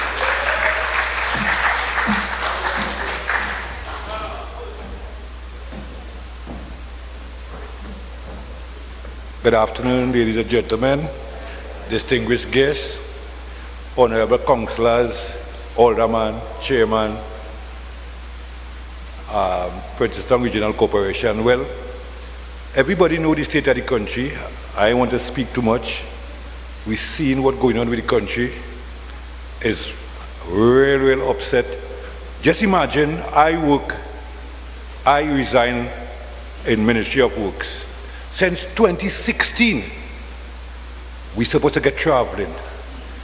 Not a cent traveling. I resign from Ministry of Works and not a cent traveling. We haven't get to raise a pay. The road, look, we have a shortcut there. My councillor, Mr. Hazari, I'm going to tell you that. In the history, 60 years, I'm going to 61 years. And first time I see Navet shortcut block the road, the land completely block the road. So which part in history you could see that this present government block our road, land, block the road, and they want to fix it. They have been studying the citizens in Rio Claro.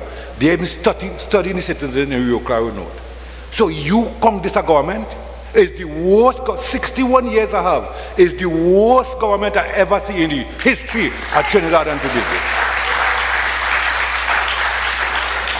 And I respect my honorable leader, Ms. Kamala Persad-Bissessar.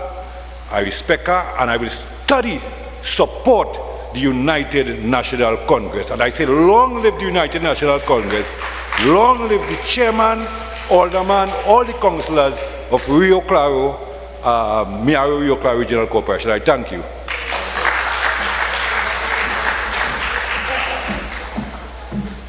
Thank you very much, Mr. Aldrich Joffa. Give him a round of applause again. At this time, I want to ask an elected representative.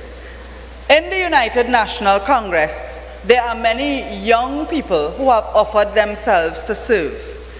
Serving and giving to your community as a young person is truly a sacrifice. Within the UNC, we have a number of young persons at local government, and particularly a number of young women. The next speaker is one such example. Please welcome the Councillor for Kokal Mafakin in the Mayaro Rio Claro region, Councillor Renel Kisun.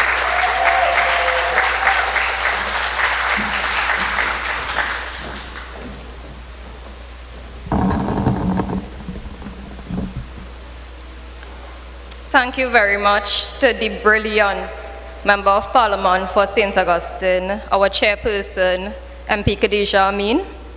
I wish to recognize the political leader of the United National Congress and the leader of opposition, the Honorable Mrs. Kamala Persad-Bissessar, who I commend for the continued vision of inclusive representation and for hosting this pre-budget consultation at this Tableland High School. I wish to give the political leader a round of applause. Parliamentary and local government representatives, community stakeholders, members of the public, most importantly here this evening, good evening. It is my pleasure to join you, the public, to discuss issues affecting our society. And my contribution this evening at this UNC-hosted pre-budget consultation focuses on some major issues affecting particularly our young people and what young people like some of you and I expect from Budget 2023. And some of the most obvious issues. How are we going to purchase school books this week? How can we visit the supermarkets without mentally calculating what our bill will look like at the cashier? How can we afford new tires in this rainy season for our vehicles, buy new parts, new shocks when we go down in potholes? How can we cover taxi fares for the week with the poor road infrastructure and rising gas prices? So the major issue, the first major issue for our young people, how are we going to survive from today to tomorrow? The issue here is unemployment, my brothers and sisters, and underemployment. The reality today is that when tertiary level graduates, just like myself, I am a victim of this, enter the job market in Trinidad and Tobago, we meet a 50 feet concrete wall. As soon as we graduate and we step out of UE, UTT, wherever, we meet a block wall. And we face a cycle every year of being overqualified in Trinidad and Tobago. We are not given the opportunity to enter the job market because they cannot pay us what we deserve. And this is a fact. It is not an issue today. It is an ongoing national crisis here in Trinidad and Tobago. Young people are stifled. We are forced to get creative and innovative, and somehow we still end up at a dead-end street. So avenues for development of our young people are really just us young people being creative, starting businesses, becoming entrepreneurs, and we hear that a lot these days. Get creative, start a business. The statistics will show that the majority of new businesses are started by young people, young entrepreneurs. And the younger you are, the greater risk you are willing to take. And the economists in this room, I wish some of you would share it with us today. Would you want to start a business in Trinidad and Tobago? Would you want to invest your money, your little savings that remain in your hard-earned money? Would you want to invest in Trinidad and Tobago? People internationally and regionally don't even want to come in Trinidad and invest. The economists will tell you, ask them. And our young entrepreneurs will not risk all their savings to start a business today. Many young people are reluctant, skeptical to make this risk because they look at the economic climate. And some of them say to me, "Counselor, if this economy doesn't kill me, the criminal elements will." So the second burning issue for our young people, national security. Robberies are on the high, and some of the previous speakers shared on that, with at least 6 known robberies, unfortunately, in our Mayaro region within the last week. From Ecclesville to San Pedro, the councillors there would be able to share. Our young farmers are in fear. Predatory larceny is a burning issue. We heard the speaker before me, Mr. Ramnarayan, shared on that. And some of our farmers, unfortunately, and very unfortunately for our young women, are in fear of being victims of sexual abuse and rape. And that is the fact and the reality of our state of Trinidad and Tobago. So the lack of security adds to the 50 feet brick wall that young people are up against right now. Many young people we often hear are willing to migrate. They start to ask about how you just migrate, how to go to Canada, how you just go across there, because they are so fed up of what we are faced with in Trinidad and Tobago. The reality to the young people is that oil and gas, agriculture, even the construction sectors are not what they used to be or what they can be. What are the new developments in our country, and specifically in our Mayaro region? How many times must I hear my chairman, the esteemed Honorable Ms. Alderman Raymond Kose, call for tourism boost in Mayaro? He often say Mayaro is the Miami of Trinidad, and that is the dream we have for our region. How many times must we call for the tourism investment to stimulate our local economy?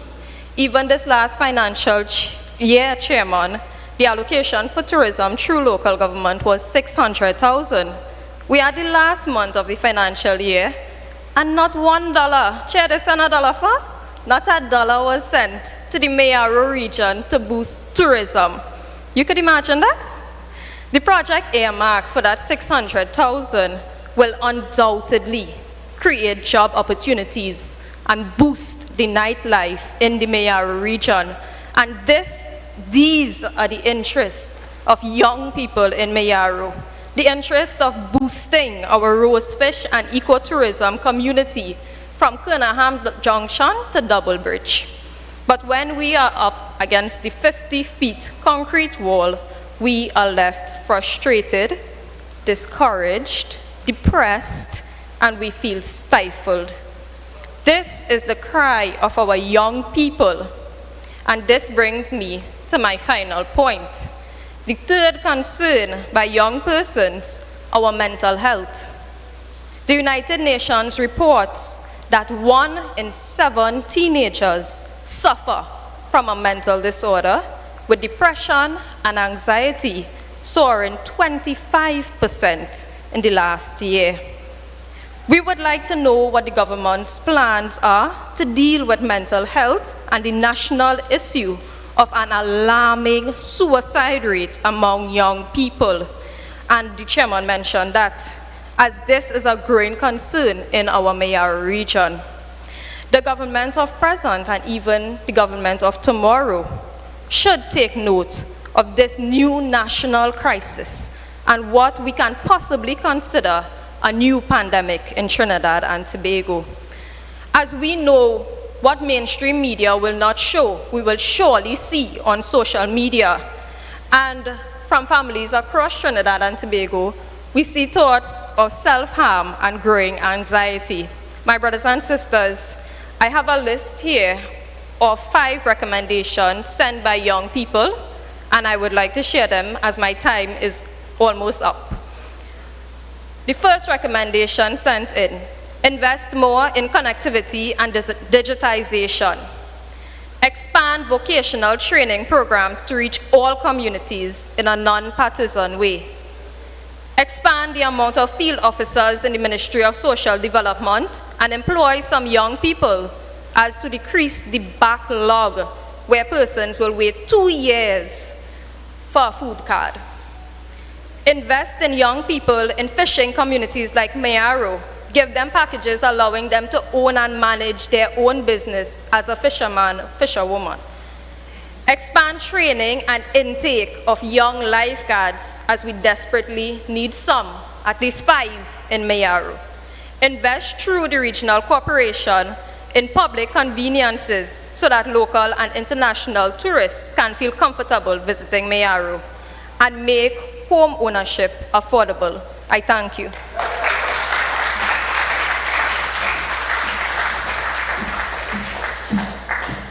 Thank you very much to young Renelle Kisun. Give her a round of applause again. I want to take this opportunity to recognize with us Member of Parliament for Naparima, Mr. Rodney Charles, who is with us in the audience. MP Michelle Benjamin from Moruga Tableland. MP for Oropuch West and Shadow for Finance in the opposition bench, Mr. Dave Tanku. One of the features of this consultation is the open forum.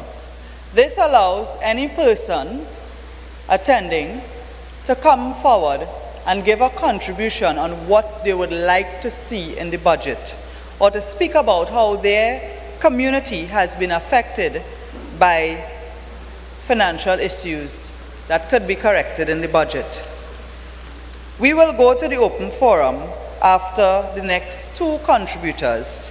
The first one is Silal Mathura from Rio Claro North.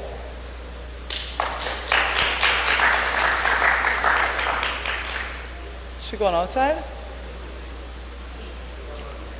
So while we wait for Silal Mathura, we welcome to the podium Salina Balkisun, community activist, and she is a constituent, a burgess of the region of Princestown, a young person who comes to share her thoughts at this time. Welcome.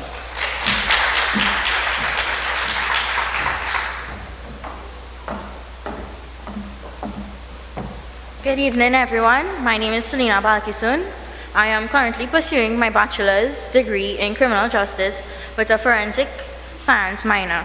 Today, I would like to add something to the 50-foot wall that our chairman and councillor was talking about. Today, youths have to wait, and waiting is not a nice thing. Recently, I went and joined OJT. I went and signed up for Service Commission, and 2 years I've been waiting and no response. How are the youths of this generation supposed to find their voice if we are not given an opportunity? I am a student. Living off our parents' income is challenging when you're a student without a job. How much longer will they empty their pockets for our benefit? My parents, they work so hard to make ends meet while I grew up in a very low income household. How am I supposed to find my education without getting a proper job and getting assistance for what we are known as gate assistance for tuition expenses? It is known as gate here. In Trinidad and Tobago, this program helps students gain tuition fees. But there's a problem. We all know this problem. Every semester we have to wait whether our email is being processed or we are not getting the fee. How are we supposed to wait? How are we supposed to get a job if we are never given an opportunity? So today I come to recommend one thing that was given to my friend and my fellow colleagues of COSTAT. We today want to create a program where it is shown that individuals who are known to retire can be replaced by newly graduated tertiary level individuals whom can easily replace those who are closer to their retirement age. Given that GATE requires individuals to pay back the system through the public sector, this allows students to apply through programs where they are not being permanent workers. With this program, they are able to be a permanent worker where the system repeats as the years go by. So my final question and speech for tonight is to leave a message to the Minister of Finance. How can this modern generation play a part in this community and country if we are never given an opportunity to be a part of it? Thank you.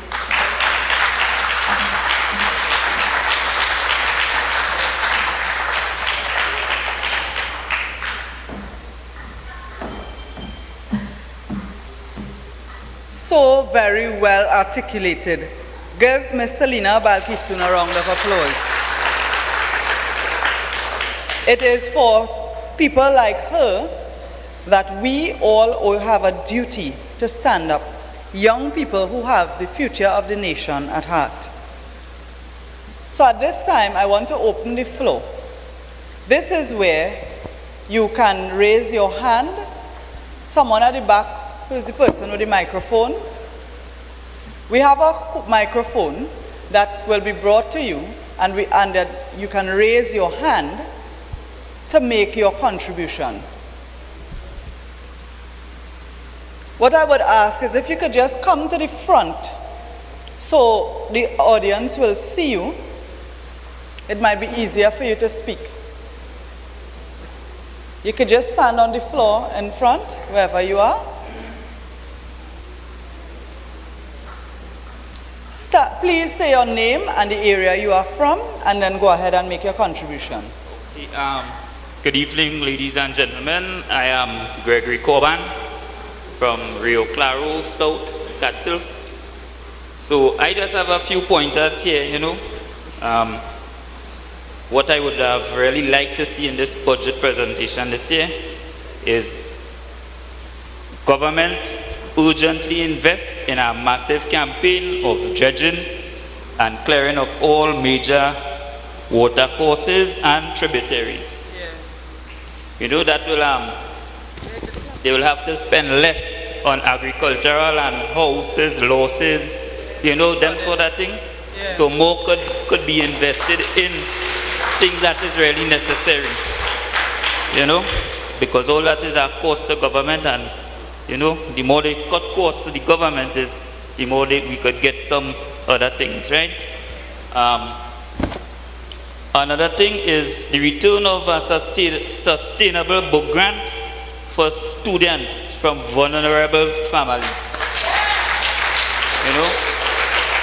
and urgently increase the purchase of laptop devices for these same students, because we really have a lot of poor people out here who really need the help, So that is just my little small contribution there for the evening. So, thank you very much. We had another hand up. Just walk forward down the aisle here to the microphone.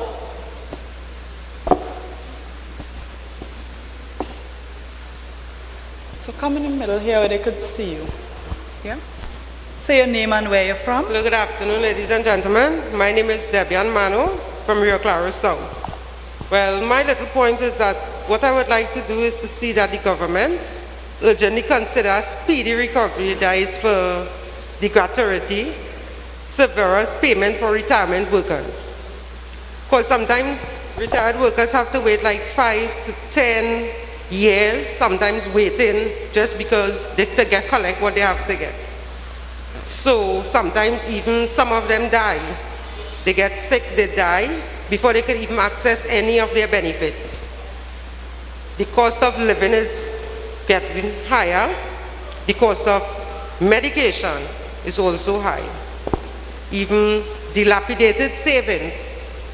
So what I would consider is that, they could look into it and see that they could, show a little more consideration, in speeding it up a little faster so things will work out. Sometimes, the older heads, they have grandchildren. Sometimes they take care of them, they help out in whatever way they could.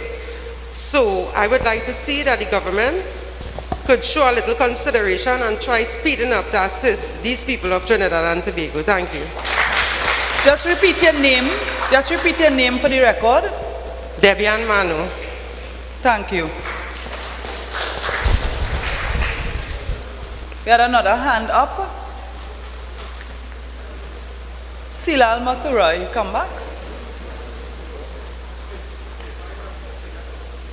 Oh, all right. I want to mention that we are live streaming thanks to Atlantic and Mr. Archie Williams. We have a hand up down in the back there. Just come to the front so the microphone could come to you.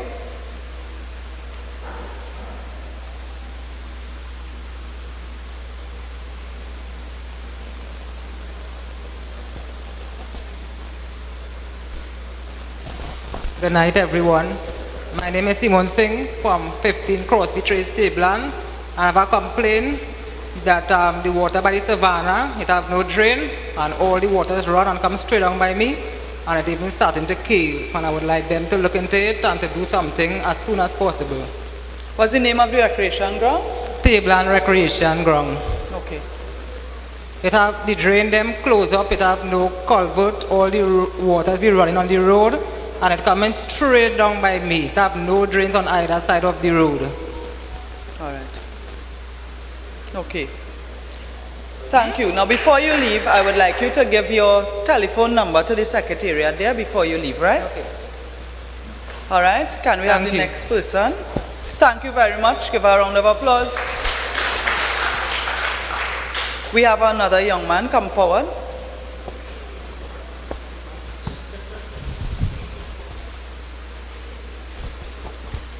Hi, good evening, everyone.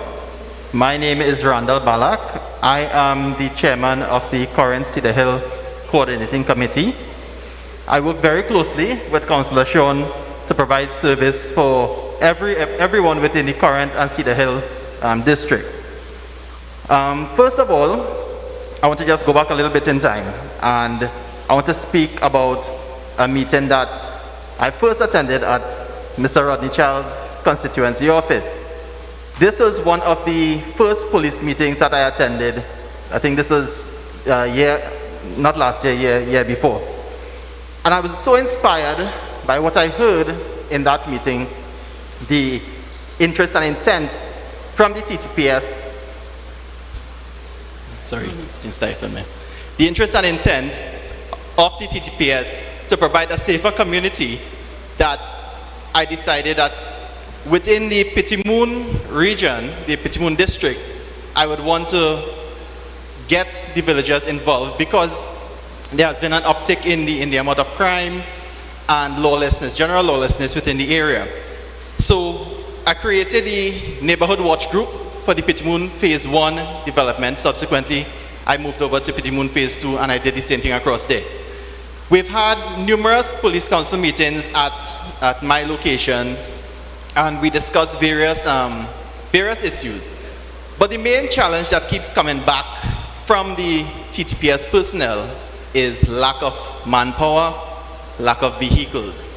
Now, we are always willing to work hand in hand with the members of the TTPS to ensure that the community is safe. But we could only do so much. And with the lack of resources that the TTPS has, it is increasingly difficult. We could only go that far, and then we need the TTPS's intervention. We haven't been getting that. and this is as a result of limited resources on behalf of the TTPS. In the St. Madeleine station, there's only one vehicle, and it's operating at maybe 60% capacity. When rain falls, they can't even go out because of numerous reasons and whatnot. So what I would like to see within my area is a greater police presence. We'd like to see more resources being allocated towards the TTPS and their fight towards the criminal elements, because the villagers are very much willing to work with the TTPS, but if they can't help themselves, how could we help them? Yeah? Another thing that, and I don't take too much time again, is that one of the things that my corporation, along with Councillor Sean, has been doing is that we have been aiding the effort of the cleanup of the UNC St. Madeleine Pond. Now this is in collaboration with Pandit Doni Samlal of the area there. So what we would like to see is more investors in the project. I mean, if you pass within the area there, you would actually see the state at which it is in now. It actually reminds me of when I was smaller on my way up to my grandmother's residence. And you're actually seeing water. It's no longer bush, you know? So, you know, if it is, we could have more investment within that area, more NGOs coming in and supporting us and helping us, you know, it'll be greatly appreciated. Thank you all very much. Thank you very much. So at this time, we will just allow two more. If we will only allow two more contributions. But I want to ask the councillors, aldermen, and chairmen of the two regional corporations here, Mayaro and Princestown, to come on the stage. The councillors, come on the stage.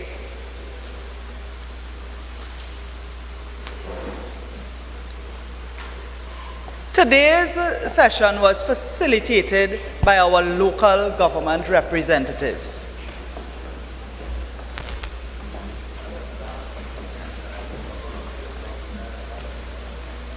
As you can see, our councillors come from all walks of life, different age groups, different backgrounds, and for that we have a balanced team to put forward representation on behalf of the Mayaro and Princestown Regional Corporation. A main figure in this pre-budget exercise is our shadow for finance in the Parliament, the chairman of the United National Congress and member of Parliament for Oropouche West, Mr. Dave Tanku. At this time, I want you to welcome him to bring remarks.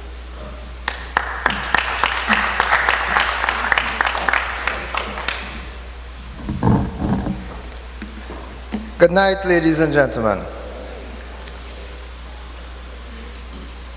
Chair Lady of today's proceedings, MP Khadija Amin, fellow members of Parliament, local government representatives, members of the viewing audience here and on social media, again I wish you a very pleasant good night.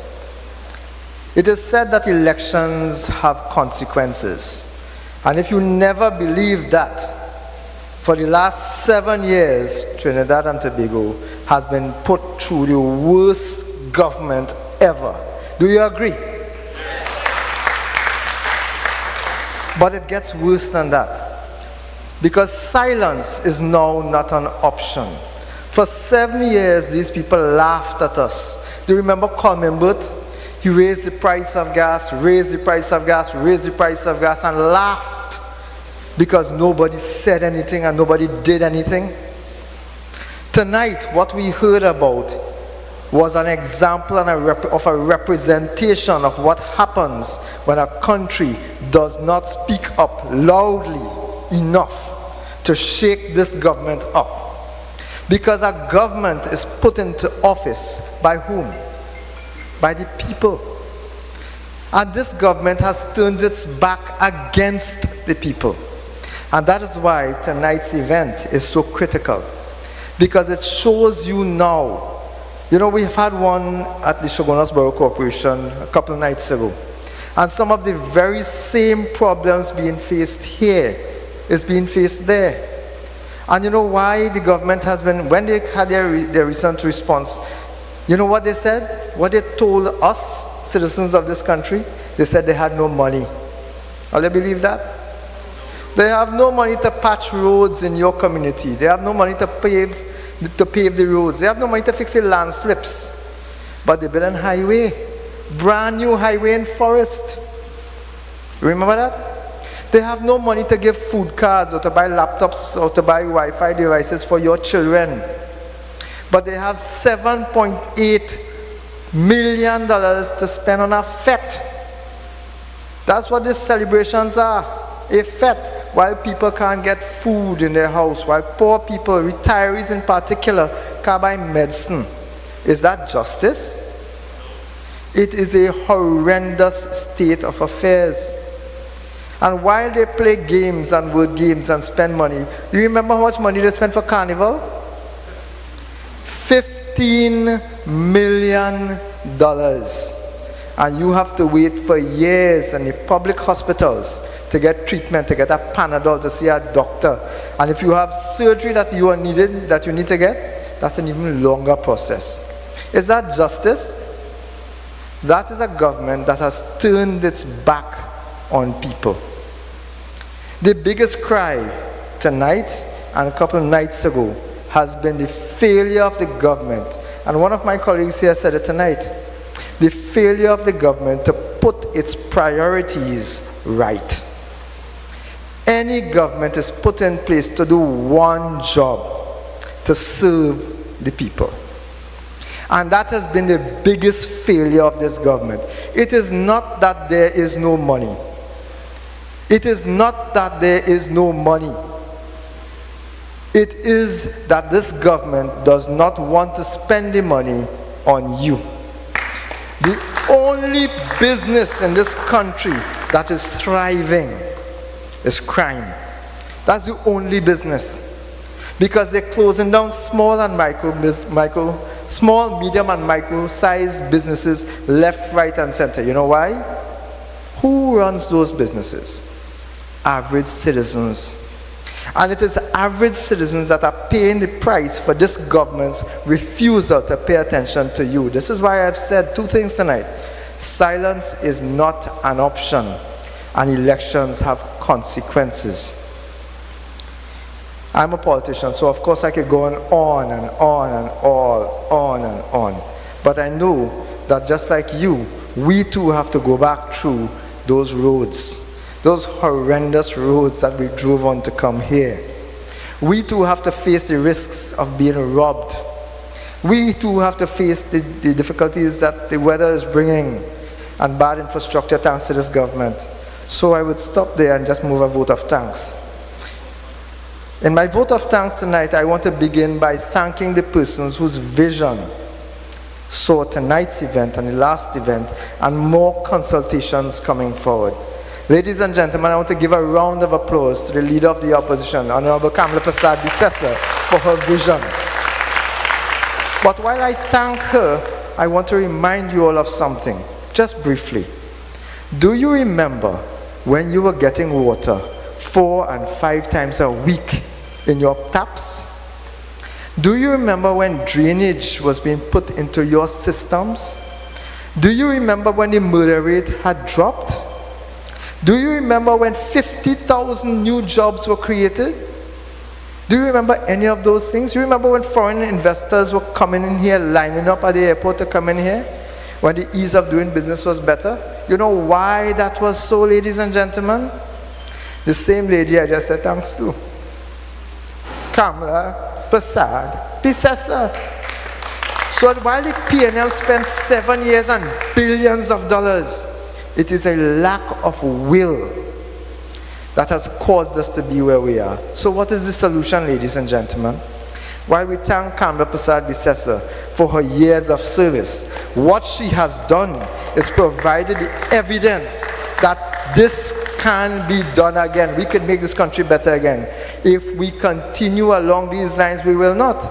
And we have in our hands the person who has already proven a visible, vibrant track record over 2010 to 2015 that this job could be done again. So what do we need to do, ladies and gentlemen, while we thank her?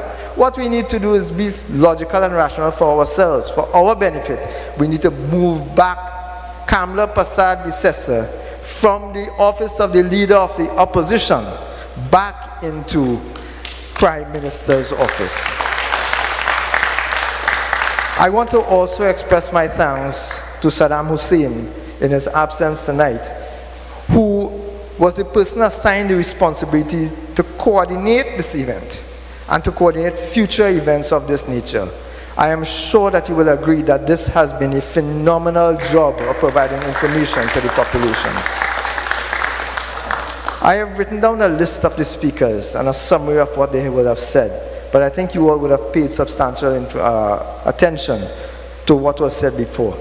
So I want to thank the councillors and the aldermen and the members of parliament who would have arranged to ensure that people would have received the message and the invitation to be present here tonight, both online and in person, in company here with us tonight, so that we could share some of our views and we could hear some of your views, so that that can inform the parliamentary debate soon ahead of us.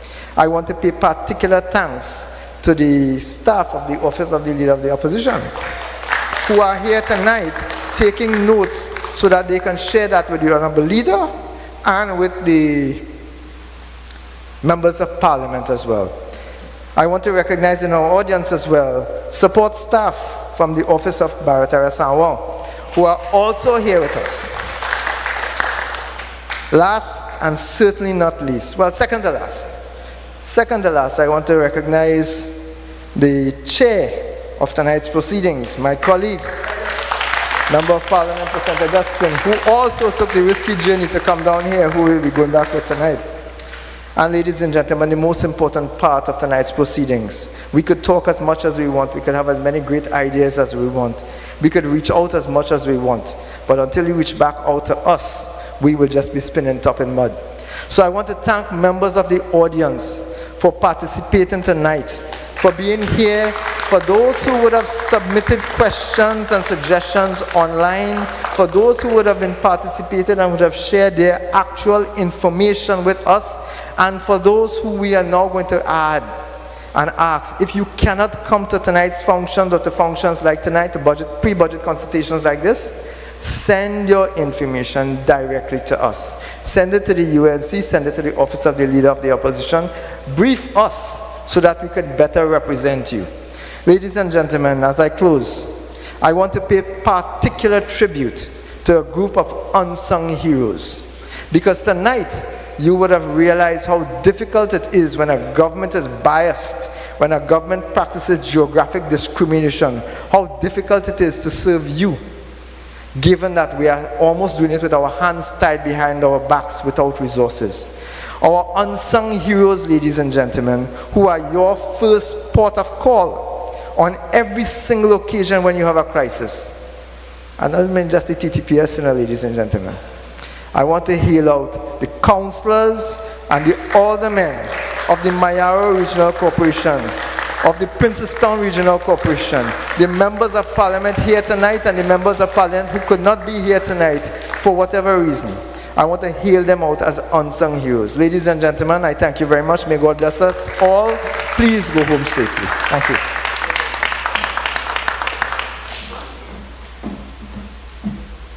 So we ask all the members of council who are on stage to stay, and we want to ask MP Rodney Charles and MP Michelle Benjamin to join them.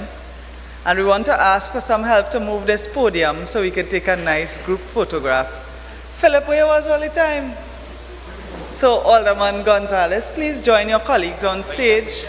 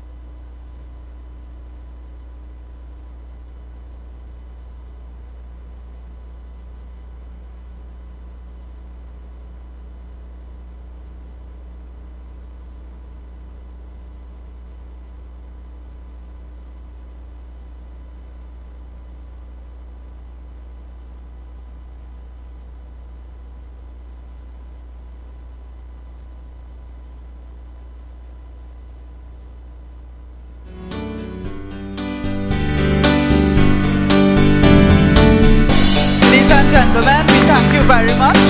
We have come to the end of this evening's session. We want to thank our Facebook Live viewers and Mr. William Archie for his excellent service as always.